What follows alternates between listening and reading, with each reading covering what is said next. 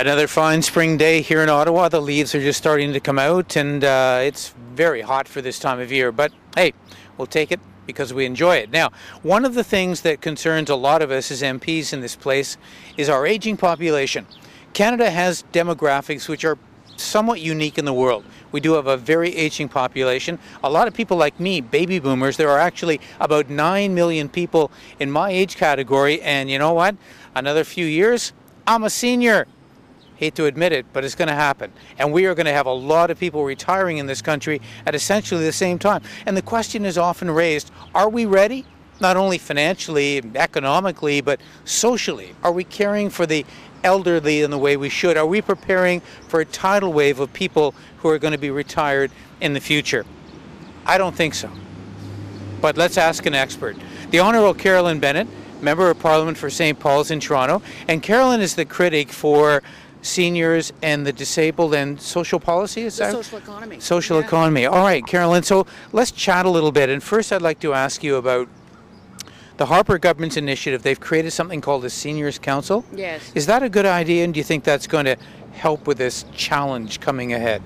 Well, I mean, I'm worried that it's a photo op. I mean, they do have a minister, but we already had a national a council on aging that had tremendous research capacity within the Public Health Agency of Canada. It produced a very important report card every year. The Seniors Report Card did an impressive piece of work on Alzheimer's and other issues like that. I'm worried that this council, if it doesn't have the infrastructure of real research capacity, that we are going to be farther back than further forward. They do have a minister. I think that we've all known that there needs to be a secretariat because so many seniors issues cross a number of different government departments, and that it's important that you've got a champion and an ability for different departments to talk to one another.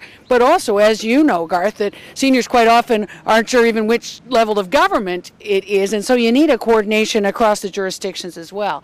So, you know, I'm a bit worried because this government seems to use research like it's a swear word. Research rarely backs up their ideology, and so I hope that seniors will feel that they've got a voice on this council. People here in Ottawa like Susan Phillips who talk about strong associational networks. You can't put people on councils who don't have an ability like you do to be representative of associations or voices on the ground. So this can't be a seniors council of token people. Even if they're experts, I am very worried if it's anything like they did with the reproductive agency, where there are people who only people appointed who share their ideology. It's going to be a problem. All right, Carolyn, so let's just articulate for people what you see as the one or two or three major issues that this council and this government should be dealing with.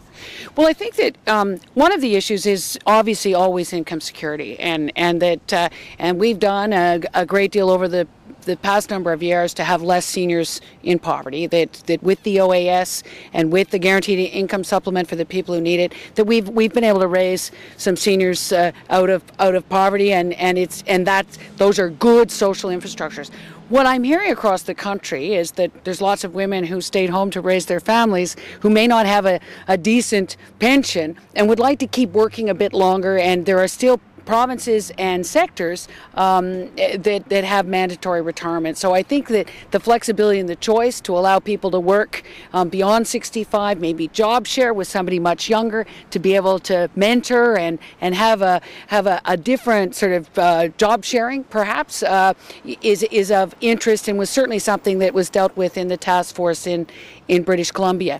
That being said, I think some seniors are poor, not necessarily on the income side, but because their housing costs are so extraordinarily large now, and whether that's rent, but quite often the people who are trying to keep their own homes, whether that's oil and gas prices, or whether it's that urban sprawl and property taxes. Their property taxes have just gone through the roof, and they don't really feel that they've got control. Now, British Columbia's try to address that situation of Yes. property taxes, right? They kind of defer property taxes for a lot of seniors. And I mean, you represent an urban Toronto area where house prices have gone nuts. Yeah. And a lot of seniors who have been in their homes for years all of a sudden face this huge financial burden. Do you think that's something we can institute more widely?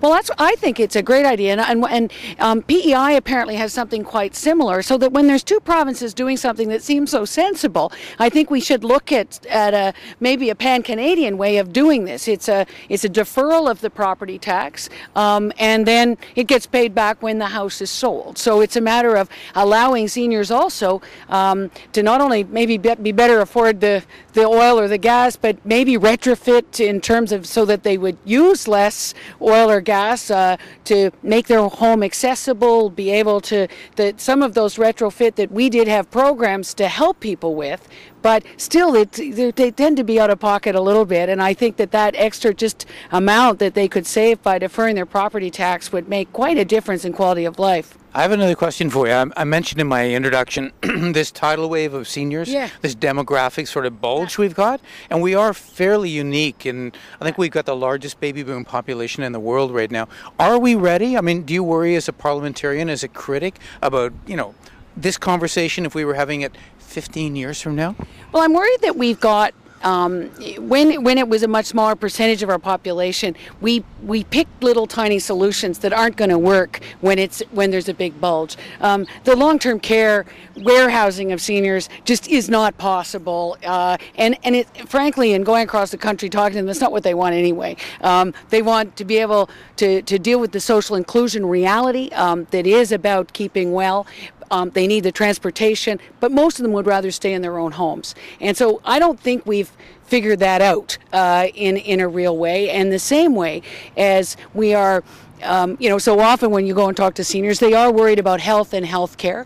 I've never been the doom and gloom gray tsunami, prognosticator, in that on health and health care, we're going to have to do a few different little tweaks, I think. But in the minister in BC, she was appalled by hearing that the commission that was going around, Patricia Baird's commission, telling stories that because we've medicalized the care of seniors, meaning that we will help somebody have a bath, but we won't help them do the laundry. And it means, that it almost brings tears to your eyes to think that you've got somebody who's just had a bath and is being put back into their dirty clothes. I think that some of the issues around the frail elderly in Alberta, of the a la carte nature of taking what was long-term care and moving it down into assisted living, but where each assistance is charged a la carte, whether that's a bath or getting dressed or being wheeled to the dining hall.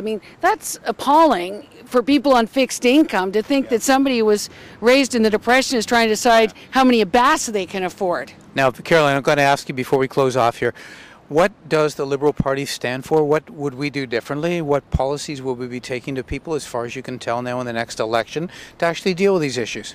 Well, I think that the number one is that seniors want to be listened to, and they know that the solutions rest with them. They've been thinking about these things for a long time, and that the top-down solutions imposed aren't going to work. It's going to have to be bottom-up, having listened to the solutions from the trenches. I think that the Liberals have a very different view on affordable housing and accessible housing. I think we know we should be in that business. The market didn't fix it, and that I would like to see us, whether it's deferred property tax or whether it's actually being able to find ways, creative ways, bottom up, that communities can design housing for their aging population, and that all levels of government align themselves to get them and that community what they need. All right, Carolyn, thank you very much. That's excellent. I appreciate that. And you're off to the House of Commons now, I presume? Yes, all right, our good. leader's speaking. Oh, absolutely, that's right. That's great. Good to see you. Keep Thank up you the so great work, All right, thank you so Bye-bye. much. Thank you for watching